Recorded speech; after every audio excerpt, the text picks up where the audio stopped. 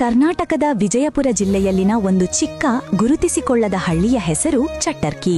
ಆದರೆ ಈ ಸಣ್ಣ ಹಳ್ಳಿಯ ಎದೆಯಲ್ಲಿ ಅಡಗಿದೆ 1000 ವರ್ಷಗಳ ಸ್ಮೃತಿ.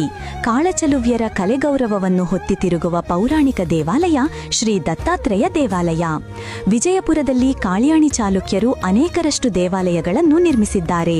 ಆದರೆ ಅವುಗಳಲ್ಲಿ ಹೆಚ್ಚಿನವು ಶಿವ ಹಾಗೂ ಶೈವ ಪಂಥಕ್ಕೆ ಸಲ್ಲುವವು. ವೈಷ್ಣವ ಪರಂಪರೆಯೆಂದಿದ್ದು ಚಾಲುಕ್ಯರು ಕಟ್ಟಿದ ಮಾತ್ರ 2 ದೇವಾಲಯಗಳು ಮಾತ್ರ. ಇಂದಿಗೂ ವಿಜಯಪುರದ ಶ್ರೀ ನರಸಿಂಹಸ್ವಾಮಿ ದೇವಾಲಯ ಮತ್ತು ಈ ಚಟ್ಟರ್ಕಿಯ ಶ್ರೀ ದತ್ತಾತ್ರೇಯ ದೇವಾಲಯ. ಕಲ್ಲಿನಲ್ಲಿ ಕೆತ್ತಿದ ಶಾಸನಗಳ ಹೇಳಿಕೆಯ ಪ್ರಕಾರ ಈ ದೇವಾಲಯ 12ನೇ ಶತಮಾನದಲ್ಲಿ ನಿರ್ಮಾಣವಾಗಿದೆ.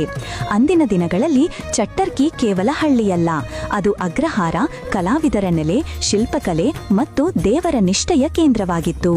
ಇಂದಿಗೂ ಈ ದೇವಾಲಯದ ಶಿಲ್ಪ, ಕಂಬ, ಜಾಡು ನಮ್ಮ ಪೂರ್ವಜರ ಶ್ರದ್ಧೆ, ಕೌಶಲ್ಯ ಮತ್ತು ನಂಬಿಕೆಯನ್ನು ಹೊತ್ತಿದೆ.